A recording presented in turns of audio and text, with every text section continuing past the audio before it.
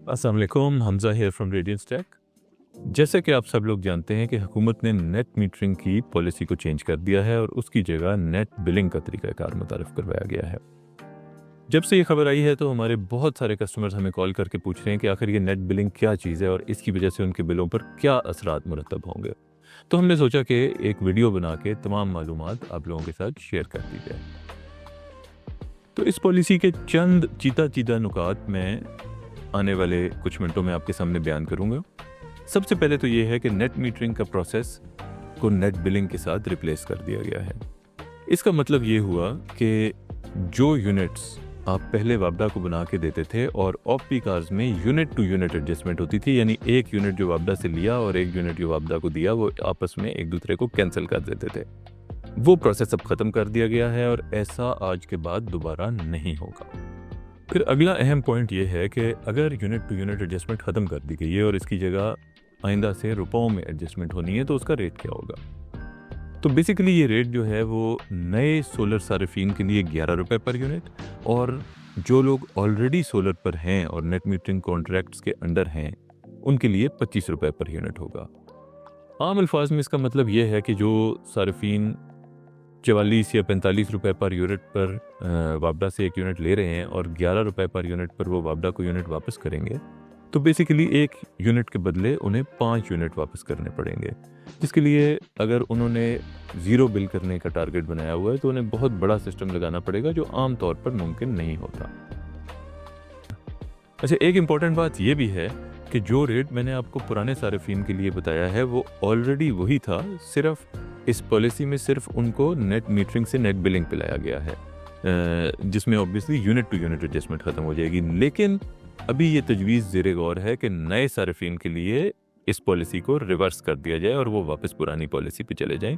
तो इसलिए ये मुमकिन है कि फ़िलहाल उन्हें पुरानी पॉलिसी पे वापस भेज दिया जाए, लेकिन आपको पता है कि कोई चीज़ यहाँ पे गारंटीड नहीं होती और मुस्तकबिल में उन्हें फिर से नई पॉलिसी पे शिफ्ट किया जा सकता है। तीसरा इम्पोर्टेंट पॉइंट कॉन्ट्रैक्ट की ड्यूरेशन है।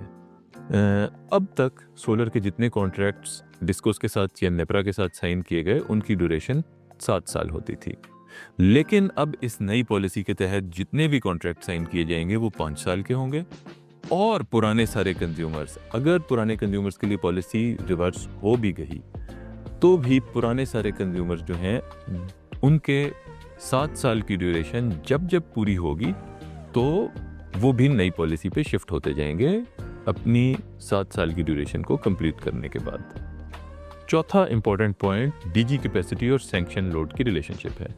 पुरानी पॉलिसी के तहत sanction load times 1.5 DG capacity का लाइसेंस मिलता था, यानी अगर किसी का सैंक्शन लोड 5 किलोवाट था तो उसको 7.5 किलोवाट का डीजी कैपेसिटी का लाइसेंस मिलता था, और अगर किसी का सैंक्शन लोड 10 किलोवाट था तो वो 15 किलोवाट तक का सोलर नेट मीटरिंग सिस्टम लगा सकता था। लेकिन नई पॉलिसी में ये 1:1 पे चला जाएगा, यानी कि जितना सैंक्शन लोड उतनी ही डीजी कैपेसिटी। तो पांचवा इंपॉर्टेंट पॉइंट इस पॉलिसी का ये है कि जिन एरियाज में ऑलरेडी बहुत ज़्यादा सोलर नेट मीटरिंग सिस्टम्स लग चुके हैं और वहाँ के ट्रांसफार्मर्स ओवरलोड हो गए, तो वहाँ पर अब वापडा सीधा नए सोलर नेट मीटरिंग सिस्टम या ऑन ग्रिड सिस्टम की एप्लीकेशन को रिजेक्ट कर सकती है। अगर ट्रांसफार्मर ऑलरेडी ओवरलोडेड है तो कोई नया ऑन ग्रिड सिस्टम नहीं लगेगा। ऐसे कंज्यूमर्स जो उन एरियाज में रह रहे हैं उनके लिए अब सिर्फ एक चॉइस रह जाएगी कि वो of grid battery based systems पर जाएं। अच्छा, ये तो 5 इंपॉर्टेंट चेंजेस हो गई जो पॉलिसी में क्लियरली मेंशन्ड है, लेकिन इसके अलावा एक और बहुत इंपॉर्टेंट पॉइंट है जिसकी कोई क्लैरिटी नहीं है। वो ये कि रिसेंटली बहुत सारे कंज्यूमर्स को डीजी कैपेसिटी से ज़्यादा सिस्टम्स लगाने की वजह से आईएसको से या दूसरी डिस्कोस से नोटिसेज आए हैं। ऐसे कंज्यूमर्स ने आने वाले दिनों में अपनी डीजी कैपेसिटी इंक्रीज़ करवानी है।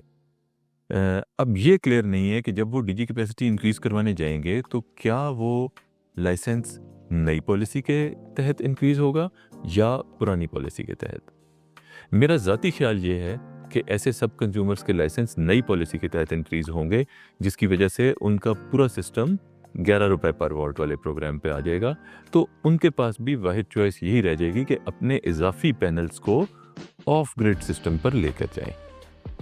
अच्छा, अब पॉलिसी की बात तो हो गई, लेकिन सबसे इंपॉर्टेंट सवाल ये है कि कंज्यूमर्स को इस सिलसिले में क्या करना चाहिए। तो जनाब, इस सिलसिले में कंज्यूमर एक ही काम कर सकते हैं और वो ये कि सेल्फ कंजम्पशन बढ़ाएं। सेल्फ कंजम्पशन से मुराद है कि सोलर के जनरेटेड यूनिट्स को अपने घर के अंदर इस्तेमाल करना। अब ये काम थोड़ा बहुत तो घर के लोड को 3 फेजेस पे बैलेंस करके भी अचीव किया जा सकता है, लेकिन उससे शायद 5, 10 या 15% से ज़्यादा फ़र्क नहीं पड़ेगा।